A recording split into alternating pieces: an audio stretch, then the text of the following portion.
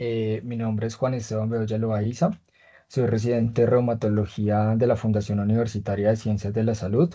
Voy a presentarles un caso que titulamos Síndrome de cabeza caída en reumatología. Este corresponde a un paciente masculino de 65 años de edad de Bogotá, cesante, quien previamente se desempeñaba en jardinería. Su motivo de consulta era textualmente que no podía levantar la cabeza. Nos refería a un cuadro clínico de 3 meses de evolución dado por limitación para la extensión del cuello que le impedía mantener una posición neutra y el sostén cefálico, asociado a omalgia y dolor en la cintura pélvica de características mecánicas. Esto limitaba el movimiento de las extremidades y sus actividades diarias. Asimismo, pérdida de 20 kilogramos de peso, esto en 5 meses de evolución, y fatiga. Inicialmente, por este cuadro clínico, el paciente consulta o es referido al servicio de medicina interna, quienes por la pérdida de peso enfocan el cuadro clínico solicitando laboratorios, dentro de los que incluyen un perfil infeccioso, endoscopias e imágenes. Lo remiten a neurología para evaluar la debilidad cervical, quienes solicitan estudios adicionales e incluyen una toma de electromiografía más neuroconducciones. Lo remiten asimismo a reumatología por el dolor articular y sus antecedentes. Dentro de los antecedentes del paciente tenía gotatofasia de 8 años de evolución, por lo que venía recibiendo alopurinol 100 miligramos al día y colchicina 0,5 miligramos al día. Tenía adicionalmente antecedente de gonartrosis, síndrome de manguito rotador, por lo que para el dolor recibía acetaminofén con cafeína. Asimismo, el antecedente de hiperplasia prostática benigna. Nos refería a un consumo de alcohol durante 20 años semanal hasta la embriaguez y un extabaquismo con un IPA de 3. No tenía otros antecedentes. Este consumo de alcohol lo había cesado hace 10 años. Dentro de la revisión por sistemas, presentaba síntomas secos dados por seroftalmia y serostomía y adicionalmente dolor de pequeñas articulaciones, principalmente en las metacarpofalángicas e interfalángicas proximales de tipo mixto. Al examen físico encontramos un paciente que estaba con los signos vitales dentro de la normalidad y por los síntomas secos le realizamos un test de Schirmer en el consultorio, el cual nos dio 7 milímetros en 5 minutos en el ojo derecho. Presentaba arcos de movilidad que eran dolorosos, principalmente de los hombros, y esto limitaba el movimiento de las articulaciones a nivel de los hombros. Y encontramos la presencia de tofos de gran tamaño en el codo izquierdo, rodilla derecha y aquiliano derecho. No documentamos al examen físico articulaciones inflamadas. Tanto el tono como el trofismo, los reflejos y el examen sensitivo se encontraban dentro de la normalidad y el paciente presentaba fuerza en las extremidades conservada distal y proximal también se encontraba conservada. Sin embargo, la fuerza de extensión de la musculatura extensora del cuello se encontraba disminuida 3/5. Esto ocasionaba una deformidad en flexión del cuello que era completamente reducible a la movilización pasiva por parte del examinador. Dentro de los laboratorios, encontramos que traía un hemograma dentro de la normalidad, sin alteraciones, una BSG normal con PCR alta, asimismo un perfil renal y un uroanálisis que se encontraba dentro de la normalidad. El perfil infeccioso era negativo para sífilis, hepatitis B, C, VIH y tuberculosis. Y encontramos adicionalmente un valor o unos niveles de ácido úrico por encima de la meta deseada para gotatofasia, una insuficiencia de vitamina D. El resto del perfil fosfocálcico estaba dentro de la normalidad, así como el tiroideo, la hemoglobina glicosilada, vitamina B12 y ácido fólico. Y parte del perfil hepático, que correspondía a fosfatasa alcalina y GGT, estaban también dentro de valores de normalidad, no siendo así para las transaminasas, que se encontraban elevadas entre 3 y 5 veces el límite superior de la normalidad. Dado el estudio de la pérdida de peso, Medicina Interna había solicitado unos estudios de imágenes, una tomografía de tórax y abdomen con contraste, pues que no presentaban hallazgos o imágenes sugestivas de malignidad. Asimismo, el paciente traía también estudios endoscópicos de vías digestivas superiores e inferiores que pues no tenían hallazgos compatibles o que no eran sugestivos de malignidad. En cuanto a la electromiografía solicitada por el grupo de neurología, ya contábamos con el reporte al momento de la primera valoración y teníamos una electromiografía con neuroconducciones de las cuatro extremidades que estaba dentro de la normalidad. Sin embargo, tenía también electromiografía de paraespinales que era compatible con un patrón miopático dado los hallazgos de reclutamiento muy temprano, potenciales de unidad motora de baja amplitud y duración, polifasia, actividad de inervación y descargas miotónicas. Hasta el momento contamos con el caso clínico, en resumen, un adulto mayor con gota que presenta una clínica de pérdida de peso, síndrome de cabeza caída, síntomas secos y dolor mixto poliarticular simétrico de pequeñas articulaciones, con elevación de PCR y transaminasas, una electromiografía que reportaba un patrón miopático con compromiso de paraespinales y asimismo imágenes y endoscopias que pues no tenían hallazgos sugestivos de malignidad. De esta manera, por el dolor articular y la elevación de la PCR, interrogamos pues una artropatía inflamatoria, a pesar de no haber documentado el examen físico articulaciones inflamadas. Por los síntomas secos, sospechamos o consideramos síndrome de Sjögren, dada la debilidad cervical con aumento de transaminasas y un patrón miopático de paraespinales. Interrogamos miopatía por colchicina, dado el antecedente farmacológico del paciente. Dado que en la electromiografía había un compromiso exclusivo de paraespinales, pues nos sugerían por parte del grupo de neurología y de la persona que realizó la electromiografía enfermedad de Pompe como una sospecha en este paciente y finalmente miopatía inflamatoria inmunomediada con compromiso exclusivo de los paraespinales. Para la evaluación de todas estas condiciones que consideramos inicialmente, solicitamos estudios complementarios y dada la alta sospecha de que el paciente cursara con una miopatía inflamatoria, iniciamos esteroide sistémico a dosis intermedia. ¿Qué sabemos entonces de compromiso de músculos paraespinales? Este compromiso puede estar dado, podemos encontrar en los pacientes dos condiciones. La primera condición de ellas es el síndrome de cabeza caída como tal, que se define como la capacidad limitada para mantener una postura erguida del cuello.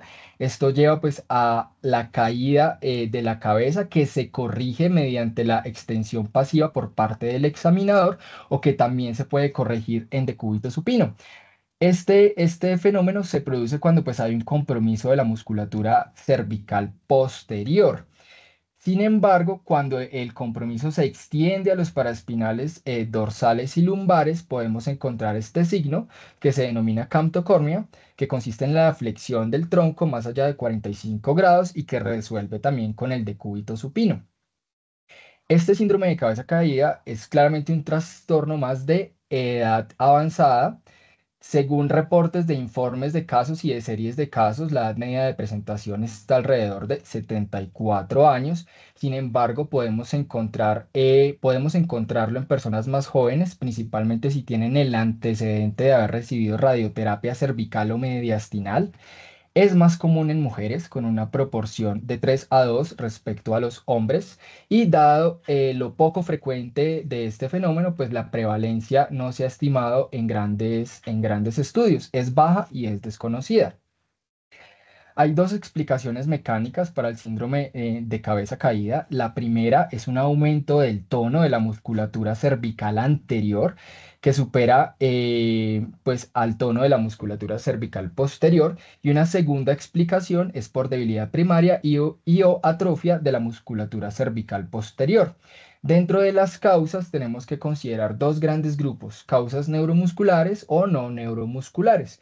En las causas neuromusculares que pues, es lo más común, podemos encontrar enfermedad de motoneurona, está dada por la esclerosis lateral amiotrófica o el síndrome de postpolio dentro de esta subclasificación, enfermedad de nervio periférico en el caso de una polineuropatía desmielinizante inflamatoria crónica o si el paciente tiene antecedente de ablación por radiofrecuencia, enfermedades de la unión neuromuscular, como en la miastenia gravis, o ya como tal musculares que se pueden clasificar en enfermedades inflamatorias, congénitas o metabólicas.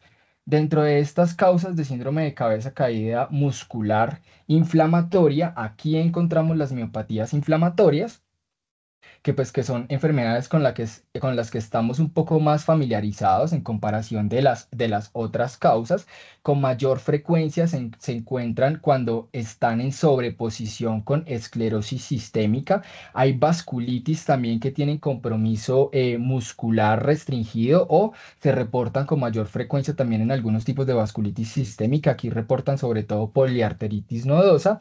Y tenemos la miopatía por cuerpos de inclusión, que típicamente sabemos que produce un compromiso más distal asimétrico, pero hay presentaciones atípicas donde hay un compromiso más de la musculatura axial asociado a disfagia. Hay enfermedades congénitas, tenemos miopatía nemalínica, que hay una forma de presentación tardía también, no solamente es congénita. Tenemos la miopatía mitocondrial, que cursa con debilidad facioescapulohumeral y compromiso de los músculos oculares y extraoculares en la cara. Otras enfermedades mucho más raras debido pues, a mutaciones específicas, a variantes específicas, perdón, o las distrofias musculares de presentación tardía. Y ya las causas metabólicas en donde debemos considerar la hipocalemia, síndrome de Cushing, miopatía hipotiroidea o hiperparatiroidismo, que si bien cursan estas entidades con un compromiso más de tipo de extremidades proximal, también pueden tener compromiso de la musculatura axial. Dentro de las causas no neuromusculares de síndrome de cabeza caída, tenemos el uso de algunos medicamentos. Aquí describen o hay reportes de caso con este medicamento que es el cobimetinib, que es un inhibidor de las MAP quinasas usado principalmente por los oncólogos para el tratamiento de melanoma avanzado. El antecedente de radiación, principalmente en enfermedad de Hodgkin, no solamente cervical, sino mediastinal, ACV isquémico, dolor grave, parkinsonismo, fracturas cervicales, la demencia por cuerpos de Lewy también puede cursar con síndrome de cabeza caída o como en el contexto de un fenómeno paraneoplásico.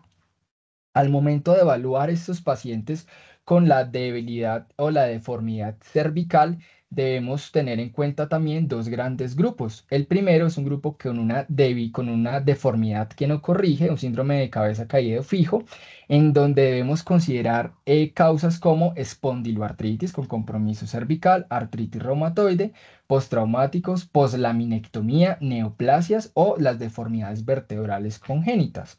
Y ya las que son móviles, que es el síndrome de cabeza caída como tal, en donde pues hay que considerar todas estas causas que ya mencionamos y dentro de estas se encuentra pues la miopatía inflamatoria con compromiso de los músculos extensores del cuello.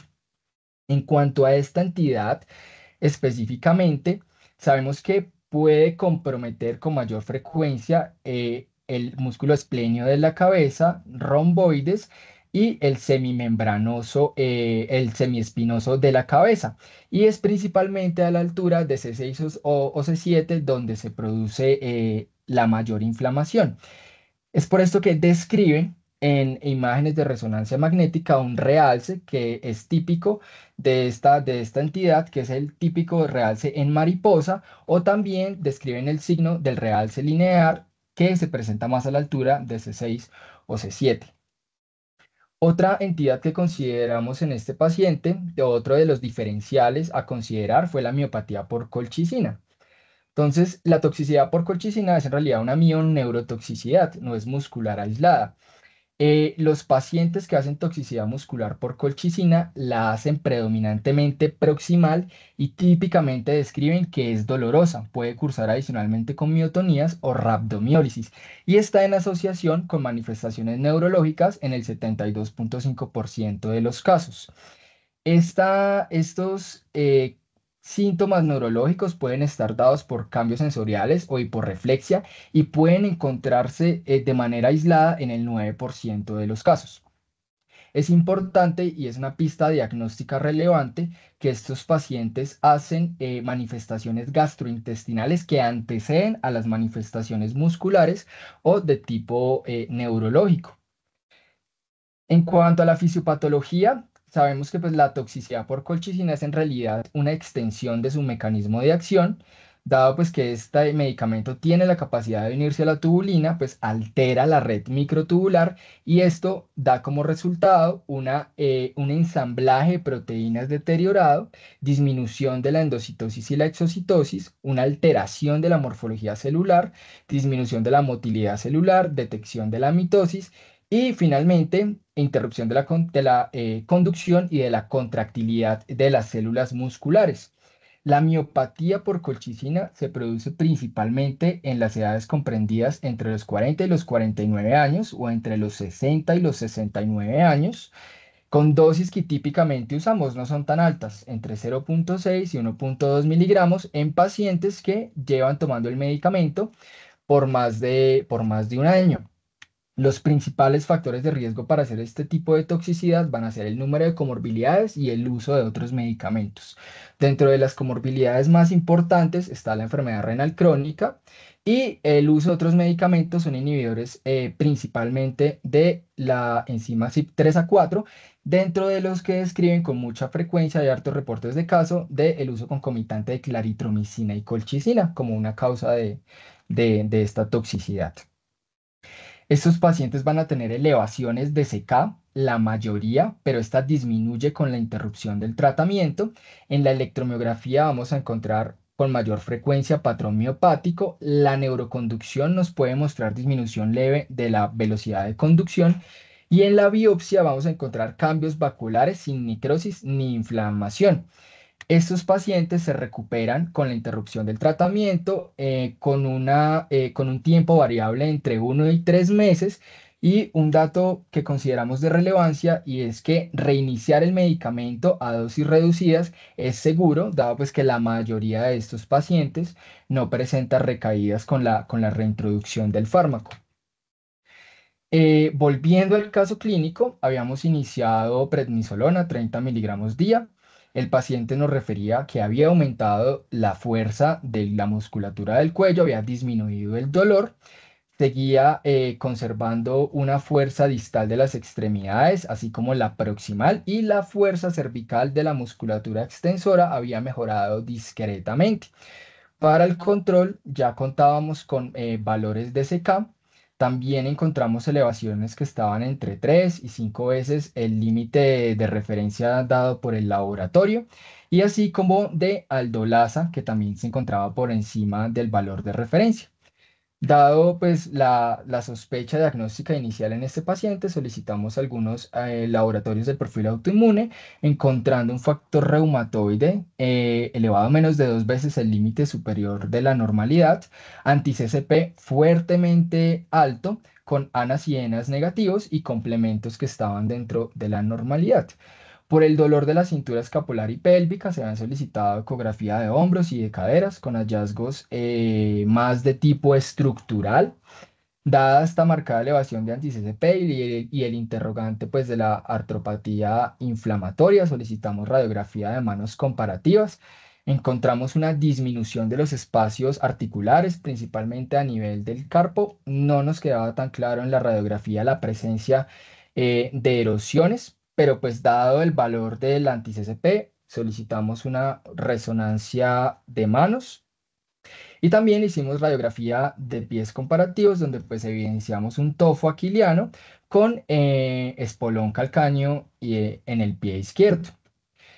Entonces, dada la alta sospecha de artritis reumatoide, teníamos un factor reumatoide alto con anti-CCP fuertemente alto, radiografías pues que no evidenciamos tan clara la presencia de erosiones, solicitamos la radiografía de manos, donde pues la resonancia de manos, donde pues sí encontramos un componente erosivo importante, por lo que finalmente consideramos en este paciente el diagnóstico de artritis reumatoide. En cuanto al síndrome de Sjögren, teníamos un factor reumatoide discretamente alto con la presencia de síntomas secos no objetivados al examen físico, con ANAS y ENAS negativos. Indicamos la realización de una biopsia de glándula salival menor con reporte de cialodenitis crónica inespecífico. Este paciente no cumplía criterios de clasificación para síndrome de Sjögren Y dado el enfoque de la debilidad cervical, ya contábamos adicionalmente con elevaciones de CK y aldolasa.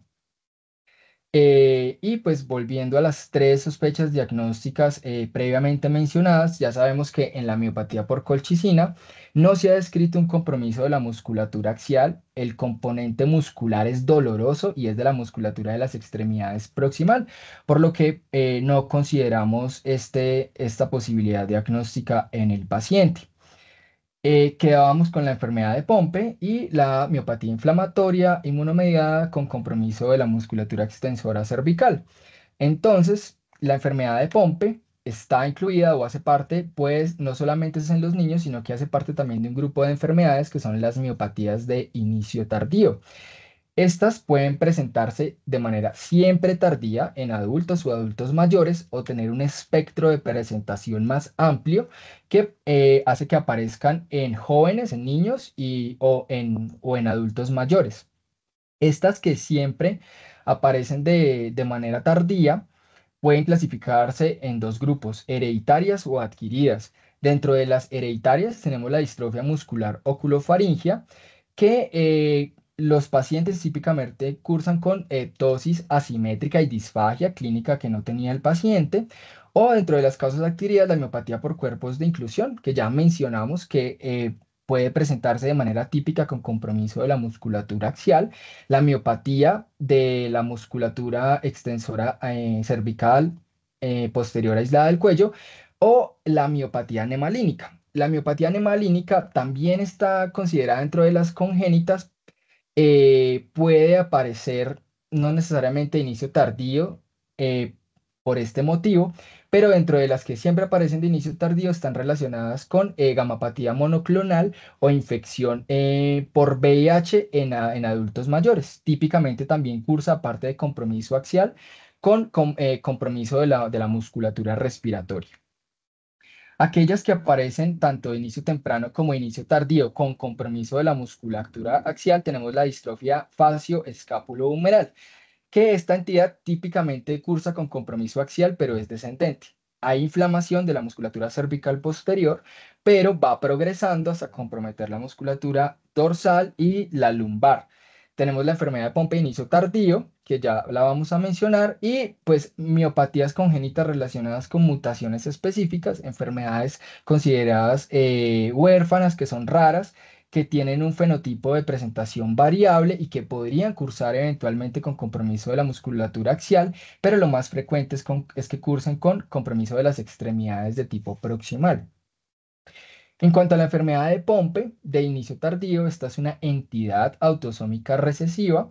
Se caracteriza por la incapacidad de hidrolizar el glucógeno lisosomal, dado la deficiencia de esta enzima, que es la alfa-glucosidasa ácida, por lo que pues, se produce un depósito lisosomal de glucógeno, disfunción lisosomal y finalmente los lisosomas se destruyen y el glucógeno pues, se expande en la totalidad de la célula. Cuando se presentan niños, compromete más la musculatura cardíaca y el músculo cardíaco y el músculo estriado, y en adultos puede aparecer también de manera tardía, pero el componente es más de tipo de la musculatura estriada. Es aquí donde se denomina enfermedad de Pompe de inicio tardío, que es la que se produce en mayores del año y en los adultos, o que se diagnostica en pacientes asintomáticos en los que se documenta de manera incidental una hipersequemia, o en pacientes que se hacen pues los tamizajes debido al antecedente familiar de enfermedad de Pompe. ¿Por qué hay tanta heterogeneidad en la presentación? Porque puede presentarse en pacientes muy jóvenes o en adultos mayores, y es porque hay variantes que codifican para la alfa-glucosidasa ácida que pues tienen alguna función residual de esta enzima, entonces hace que la presentación pueda aparecer en diferentes momentos de la vida. Esta enfermedad de Pompe de inicio tardío cursa con un componente importante de debilidad de la musculatura axial, pero también se describe con mucha frecuencia debilidad, sobre todo de la cintura pélvica. Típicamente describen con debilidad de la lengua, puede aparecer también debilidad de los músculos respiratorios. Los pacientes tienen elevaciones de CK, pero estas no son tan altas como por ejemplo en una miopatía inflamatoria, son discretas. Asimismo, elevación de AST y ALT. En la electromiografía vamos a encontrar un patrón miopático. En la resonancia, el compromiso predominante es el de la musculatura paravertebral y se puede documentar también un compromiso de la lengua que se denomina en resonancia magnética el signo de la lengua brillante. Y en biopsia vamos a documentar una miopatía vacuolar con almacenamiento de glucógeno. Para eso toca hacer una tinción de Paz. O también podemos documentar reactividad de la fosfatasa ácida. Este es el signo de la lengua brillante descrito en enfermedad de Pompe. No es patognomónico de esta entidad. Las miopatías mitocondriales también pueden tener realce de la lengua. Entonces, pues dada esta sospecha diagnóstica, nuestro paciente fue valorado por el grupo de genética, quienes realizan una secuenciación de genes relacionados con distrofia muscular, la cual es negativo. Con esta secuenciación finalmente genética indica que el paciente pues con muy baja probabilidad tiene una enfermedad de Pompe de inicio tardío. Se hizo el ensayo de alfa glucosidasa, el cual estuvo dentro de valores de la normalidad y nosotros indicamos la realización de un panel de miopatías y en el panel de miopatías salió positividad para anti-Q. Los otros anticuerpos en el panel de miopatías fueron negativos. A este paciente se le hizo un estudio de resonancia de músculos cervicales y paraespinales. Lo que nos reportaban eran signos de atrofia o de reemplazo graso. No había ningún sitio con en realce o sugestiva inflamación para la toma de una biopsia. Dentro de los diferenciales inicialmente que consideramos también estaba el compromiso cervical por gota, la gota espinal. Si bien es muy infrecuente, sí hay casos descritos, pero estos se producen principalmente cuando hay tofos pues tofos adyacentes a las vértebras y pues en la imagen de la resonancia magnética de la parte ósea no pues había ningún tofo ni signos sugestivos ni hallazgos radiológicos sugestivos de gota espinal, tampoco de compromiso axial por artritis reumatoide. Entonces volviendo pues al enfoque que habíamos planteado, ya pues habíamos estimado con muy baja probabilidad la miopatía inducida por colchicina. Ya tenemos pruebas que descartaban enfermedad de Pompe y pues nos quedamos con miopatía inflamatoria, con una miopatía inflamatoria de la musculatura cervical posterior aislada con positividad para anticuerpos. Finalmente concluimos en nuestro paciente el diagnóstico o la sobreposición de artritis reumatoide con miopatía por anti-Q con compromiso cervical aislado e iniciamos metotrexate 15 miligramos semanal. ¿Qué sabemos de anti-Q y de compromiso axial por anti-Q? Entonces, este es un anticuerpo que fue descrito en el año de 1981. Los anticuerpos anti-Q se dirigen contra pues, un complejo proteico nuclear que está unido al DNA y que pues, puede tener dos tamaños moleculares, uno de 80 y uno de 70 kilodaltons. Este complejo proteico tiene la función de participar en la regulación de la transcripción y el reparo del DNA. Se describió este anticuerpo principalmente, o en la descripción inicial, fue en pacientes con sobreposición de esclerosis sistémica y polimiositis. Sin embargo, en estudios posteriores, pues se ha documentado en pacientes que tienen lupus, Sjögren, esclerosis sistémica sin miopatía, enfermedad mixta de tejido conectivo, entre otros, con muy baja frecuencia. En cuanto al fenotipo de los pacientes anti-Q, estos pacientes presentan debilidad muscular en el 81% de los casos, pero esta debilidad muscular es principalmente de las extremidades proximal. Se ha descrito también debilidad distal durante el seguimiento y aquí compromete principalmente los músculos dorsiflexores del tobillo o los extensores también del tobillo. En los pacientes en los que hay compromiso adicional cutáneo, que tienen una dermatomiositis con anti-Q, hay valores de CK que son típicamente menores. Y en la biopsia muscular, si bien lo más frecuente es el compromiso endomicial, con necrosis e infiltración de linfocitos CD8 positivos. También se ha descrito infiltrado perivascular y perimicial. Estos pacientes van a tener disfagia en el 56% de los casos. Es un factor de riesgo para enfermedad pulmonar intersticial, sobre todo si el paciente además también tiene positividad para antisintetasa.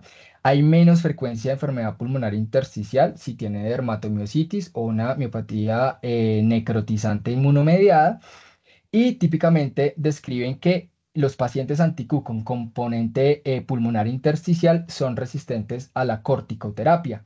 Pueden tener hipertensión pulmonar en el 12% de los casos, derrame pericárdico también en el 12% de los casos, glomerulonefritis en el 6% de los casos, Raynaud 56%, y en cuanto a las manifestaciones cutáneas, se describe manos de mecánico 38%, dermatomiositis 19%, esclerodactilia 19%, y no hacen calcinosis. Asimismo, pues artritis en un 19%.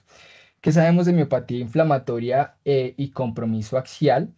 Este fue un trabajo retrospectivo descriptivo francés en pacientes con miopatía inflamatoria que habían debutado con este compromiso aislado, tanto de musculatura cervical como de paraespinales dorsales y lumbares. Eh, los pacientes que incluyeron fueron entre los años 2000 y 2021, y tuvo como objetivo caracterizar estos pacientes. En total fueron 27 pacientes. La mediana de inicio de los síntomas fue de 66 años. En su mayoría fueron mujeres, 77%. El tipo de compromiso axial que describen en la valoración clínica es síndrome de cabeza caída más camptocornia en el 59%, cabeza caída aislada 25% y camptocornia en el 14%. Los tipos de miopatías que tenían estos pacientes fueron cuerpos de inclusión 33%, sobreposición 33% y dermatomiositis 18,5%. Los pacientes que tenían miopatía por cuerpos de inclusión y hacían compromiso de la musculatura axial, todos fueron mayores de 70 años, a diferencia de aquellos que tenían miopatía de sobreposición o dermatomiositis, que en su mayoría fueron menores de 70 años y tuvieron compromiso mixto de cabeza caída y camptocornia. Un dato importante de ese trabajo es que pues, se incluye algo del pronóstico y de la evolución de los pacientes. Vemos que en compromiso axial por cuerpos de inclusión, durante el seguimiento o la descripción que hacen del seguimiento de estos pacientes, no hubo mejoría del compromiso de la musculatura paraespinal en cuerpos de inclusión. En sobreposición, hubo mejoría más o menos en el 12%, 11% de los pacientes, y en dermatomiositis mejoría en el 40% de los pacientes. Estos pacientes típicamente en otros trabajos también eh, no mejoran. Este también fue un trabajo francés, un estudio de casos y controles en pacientes con miopatía cervical aislada. Los casos eran pacientes con miopatía inflamatoria con compromiso de paraespinal, y los controles eran pacientes con miopatía inflamatoria sin compromiso de la musculatura paraespinal. Esta proporción fue de 2:1. ¿Qué describen? Entonces, los pacientes con miopatía inflamatoria que hacen compromiso de paraespinales por lo regular tienen una edad mayor que los que no hacen compromiso de paraespinales. Hay un retraso diagnóstico, igual que en el trabajo anterior, y los autores consideraron que esos pacientes tenían con mayor frecuencia una miopatía que era percibida por el clínico como de mayor gravedad, dado que tenían debilidad asociada de miembros superiores, disfagia, más atrofia muscular, pérdida de peso y pérdida de la capacidad para caminar. Por ese motivo, en ese trabajo de casos y controles, los pacientes que tenían compromiso de la musculatura paraespinal, pues recibieron con mayor frecuencia inmunoglobulina. Y otro hallazgo importante de ese trabajo, y es que aquellos que tenían el compromiso de este grupo muscular, con mayor frecuencia, o se reportaba con mayor frecuencia, asociación de esclerosis sistémica y miopatía, no siendo así para los pacientes que no tenían compromiso de la musculatura axial. En los dos trabajos previos, en el primer trabajo que mostré, no, ningún paciente de esta cohorte fue anti-Q, Y en este trabajo se describieron algunos pacientes, pero fue solamente el 1% del trabajo de casos y controles. Este es otra cohorte, también publicada en Francia, de un solo centro. Se reportaron o se describieron casos de un periodo de 10 años atrás con respecto a la publicación del trabajo.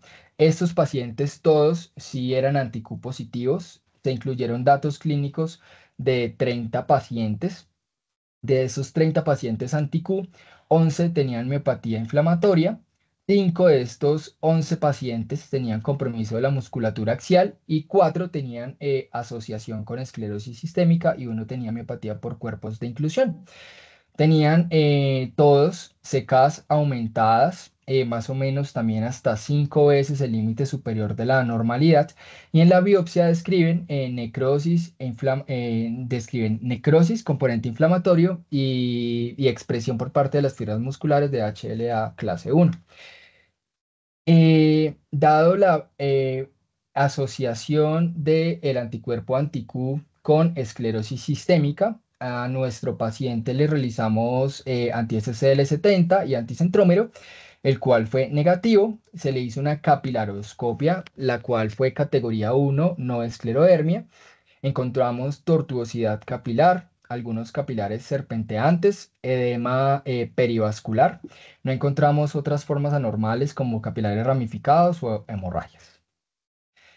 Y en cuanto a la evolución de nuestro paciente, hemos progresivamente disminuido la dosis del esteroide, continúa con el metotrexate a 15 miligramos semanal.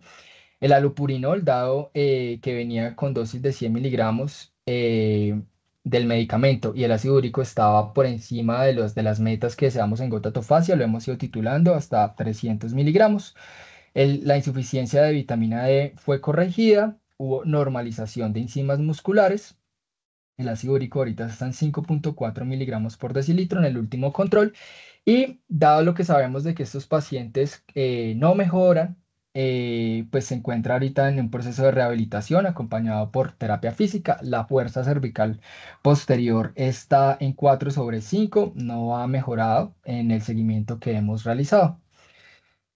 Finalmente, presentamos el caso de un paciente con una miopatía inflamatoria de presentación inusual. No es el caso típico de debilidad insidiosa subaguda de la musculatura proximal de las extremidades. El compromiso de la musculatura axial miopático incluye varios diagnósticos diferenciales, como hemos mencionado. Es allí en el que pues, se resalta la importancia del manejo multidisciplinario. En este caso, acompañamos nuestro caso con genética y con el servicio de neurología. Y pues no se debe descartar una enfermedad hereditaria o genética en adultos mayores. Muchísimas gracias por la atención prestada.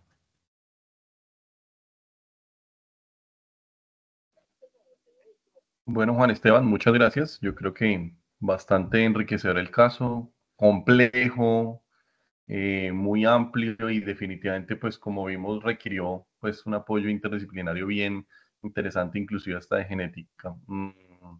Mientras ocurren preguntas o mientras hay comentarios fuera de las felicitaciones que te están dejando en el chat, bueno, no sé, le voy a dar paso de pronto al doctor Escobar, que es tu tutor, a ver si quiere pues ir dando algunas palabras o quiere profundizar en alguna situación que les haya parecido interesante pues de esta presentación del caso.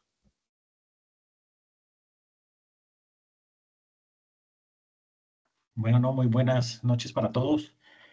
Como siempre, agradecer a Sorreuma por esta oportunidad de enriquecimiento y de compartir con la reumatología nacional e internacional y otras especialidades estos casos.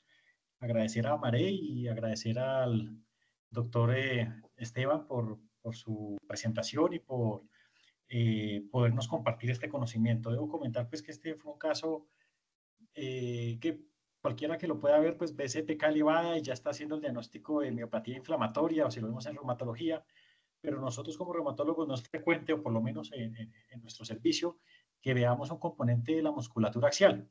Y por esto fue que, al igual que lo evidencia la literatura, pues el diagnóstico se convirtió en un reto y fue un diagnóstico que requirió el apoyo de genética, de neurología, de el manejo multidisciplinario y que consumió tiempo en realidad para poder llegar a un diagnóstico claro.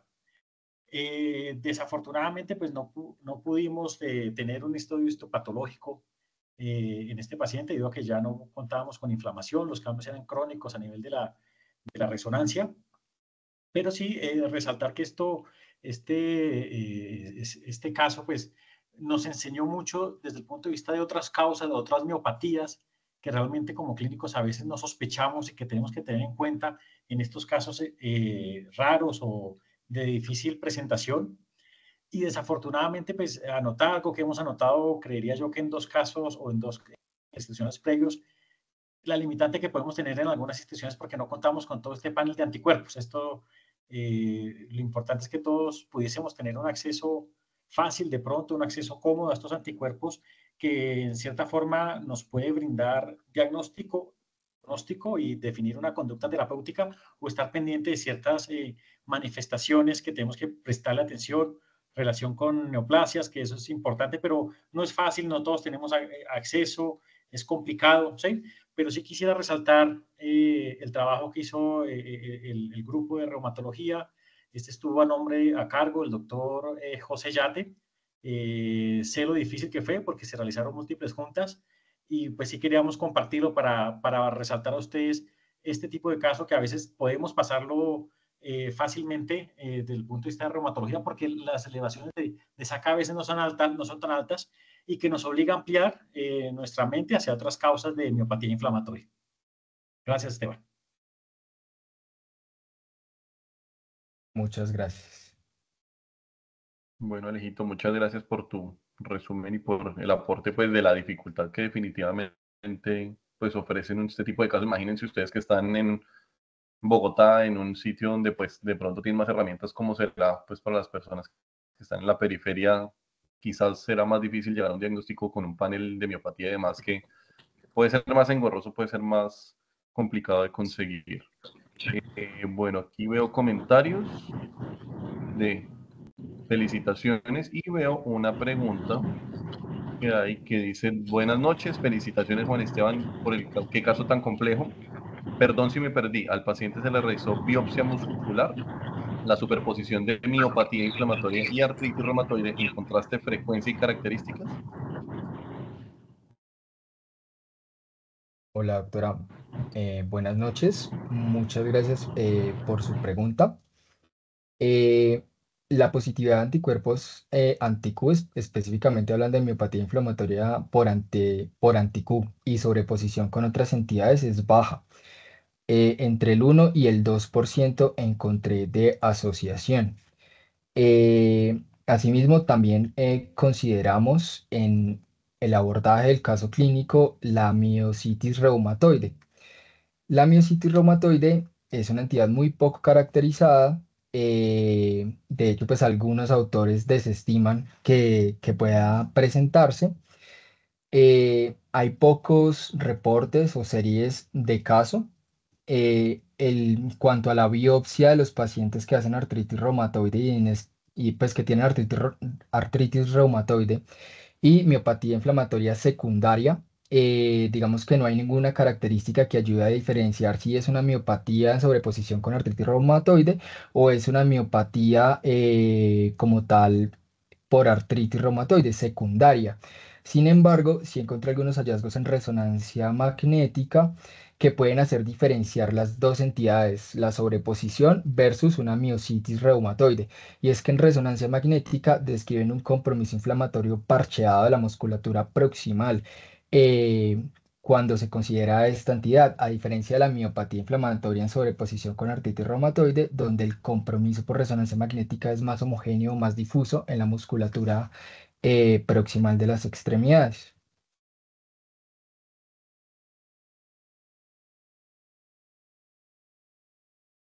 Listo, Juan, perfecto. Bueno, hay otra pregunta de la doctora Ana María Redondo, que es una persona muy cercana a ustedes. Dice, buenas noches, gracias a todos por asistir. Una pregunta para el doctor Esteban. Se ve que la positividad de anti-Q se ve en múltiples enfermedades autoinmunes. Parece ser un anticuerpo no tan específico. ¿Qué falsos positivos conoces del anti-Q?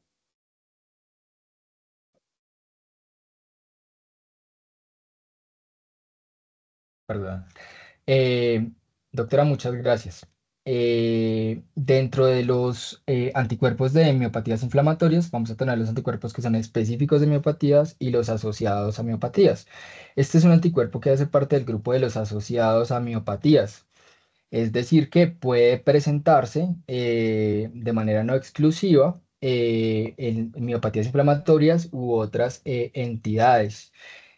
Encontré entre los falsos positivos que algunos pacientes que tienen anti-DNA pueden tener también positividad para anti-Q. Eh, Desconozco si de pronto por la técnica o hay otra condición que nos dé un falso positivo para este anticuerpo. Igual como lo mencionaba, por ser un anticuerpo asociado no específico, pues la especificidad no es como tal para miopatía inflamatoria.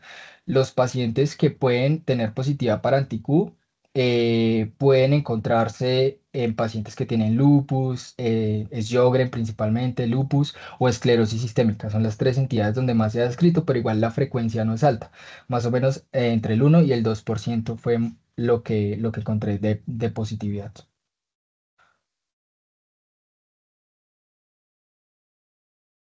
Listo, Juan, perfecto. Hay otra pregunta de la doctora Ana María Zapac, quien nos pregunta si el pronóstico de los pacientes con miopatía inflamatoria y compromiso de extensores del cuello varía en relación al compromiso de los flexores del cuello.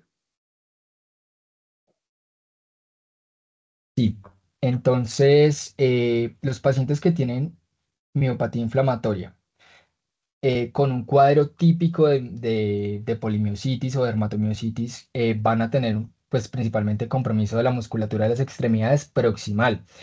En formas graves, principalmente en las necrotizantes, en las formas necrotizantes, podemos encontrar también compromiso de la musculatura cervical, pero este compromiso va a ser sobre todo de los flexores, no de los extensores.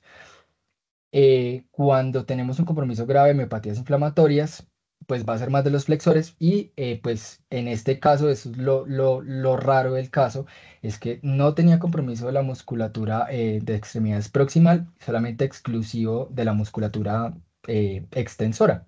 Entonces yo creo que sí hay una diferencia importante entre pues la miopatía inflamatoria típica que da principalmente con compromiso de la musculatura cervical anterior cuando es grave y pues es algo que nos debe alarmar porque el riesgo en estos pacientes es que hagan compromiso principalmente de la musculatura respiratoria. No sé si... Perfecto. Muchas gracias, Juan. Hay otra pregunta del doctor Javier Cajas. Nos dice o pregunta si las miopatías congénitas tardías tienen algún hallazgo o algún patrón en la resonancia o por esta técnica podrían ayudarnos en alguna etiología específica de las que mencionaste aparte de las miopatías inflamatorias. Sí, los hallazgos que nos hacen sospechar que esa inflamatoria inmunomediada exclusiva de paraspinales y de la musculatura cervical posterior fueron los que mencionamos del signo del realce en mariposa. El otro es el signo del realce linear, y el otro es que se produce con principalmente compromiso inflamatorio a la altura de C6. Entonces, digamos que eso nos orienta a que sea más inflamatoria inmunomediada con compromiso exclusivo a este nivel versus las otras causas que dan compromiso axial, que pues ese tipo de realce no se ha descrito en las otras causas. Perfecto. Buena esta pregunta. Dice Juan Esteban, felicitaciones por la presentación del caso. Quería preguntarte qué seguimiento debería hacerse teniendo en cuenta la asociación IPIT del 56% en la miopatía anti-Q.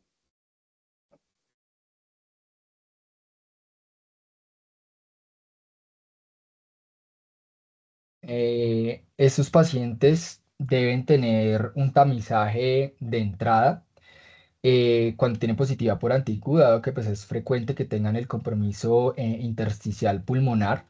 De pronto no lo incluimos en la presentación del caso clínico. Ya teníamos una tomografía de tórax donde pues no evidenciábamos componente intersticial, pero adicionalmente el paciente contaba con pruebas de función pulmonar que se hicieron en el contexto de este tamizaje. Pienso que en pacientes asintomáticos debería hacerse por lo menos una vez al año y en caso de que haya síntomas deberían indicarse las pruebas de tamizaje.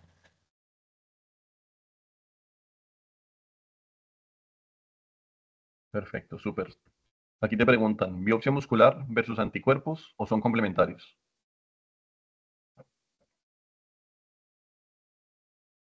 Mm, considero que si uno tiene una clínica típica con una electromiografía que indica un patrón miopático, e imágenes en donde podemos encontrar realce, pues, o hay signos patognomónicos como en dermatomiositis, donde encontramos heliotropo o Gotron. El panel de anticuerpos, pues, nos orientaría o nos ayudaría para hacer el diagnóstico.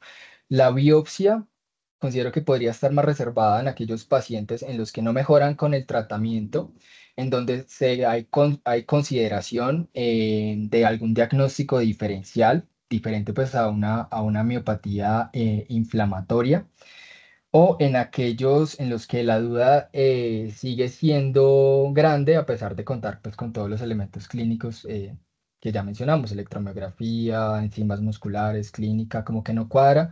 Para miopatía inflamatoria, pues podría ser útil. Pienso que no es que los anticuerpos reemplacen a la biopsia, sino que pues en el contexto clínico individualizado pueden ser exámenes complementarios. Perfecto, muy bien. Aquí también te preguntan, ¿qué pistas o hallazgos o signos de alarma nos harían sospechar este tipo de miopatías de frecuencia y prevalencia baja?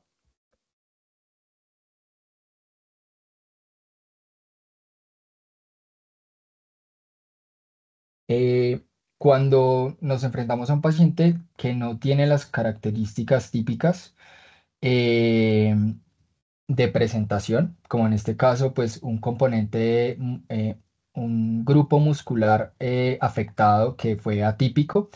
Los otros son pacientes que no tienen elevaciones tan marcadas de enzimas musculares, pero que a pesar de no estar digamos, tan elevaciones marcadas de transaminasa, CK o aldolasa, pues sí tienen compromiso en músculos que no son los típicos de la musculatura proximal de las extremidades. Entonces, elevaciones discretas de transaminasas o de CKs, pero con componente de la musculatura respiratoria o con otro tipo de músculos o una miocardiopatía pues digamos, lo harían a uno sospechar. Lo otro es también, aparte de la musculatura cervical posterior, que comprometa otro tipo de músculos, como músculos de la cara o que produzca tosis, que haya, digamos, un compromiso que no es atípico de los que se describen en estas entidades.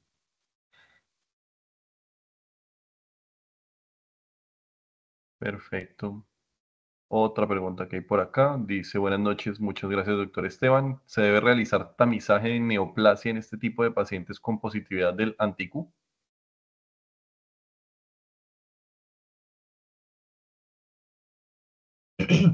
En la guía que se pues, publicó recientemente en Nature,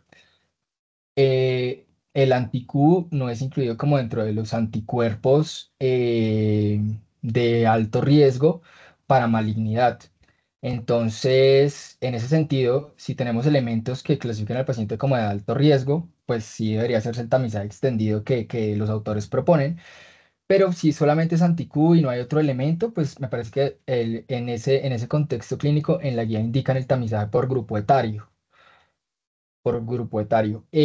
Dentro de lo que revisé de anti-Q, la frecuencia de malignidad no es alta, es una frecuencia baja.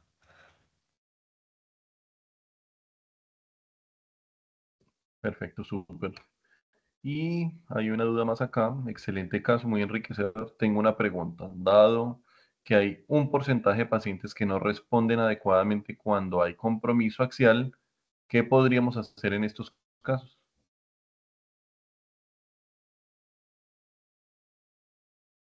Sí, entonces, dentro de las cortes que presenté, estos pacientes fueron incluidos en programas de rehabilitación. Muchos de esos pacientes requirieron manejo de collares cervicales. Lastimosamente, el uso del collar, pues, es difícil de dejar de usar cuando se instaura y lo que se hace es rehabilitación muscular, pero ni esa estrategia ni la terapia inmunosupresora ha mostrado que estos pacientes pues tengan una mejoría a lo largo del tiempo. En pacientes que tienen síndrome de cabeza caída con deformidades que son fijas, el manejo está más dado por osteotomías y manejo quirúrgico. Si la deformidad es móvil, como lo mencioné, rehabilitación y el uso de collares cervicales es lo que describe.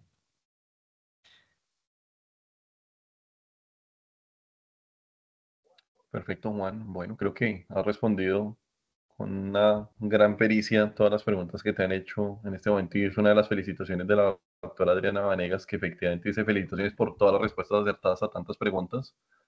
No sé si hay algún comentario final, no veo más manos levantadas ni preguntas en el chat. Por ende, dejaría que el doctor Escobar, si quieren, cierre la sesión o Juan Esteban den unas palabras finales y pues cerramos la sesión en este momento.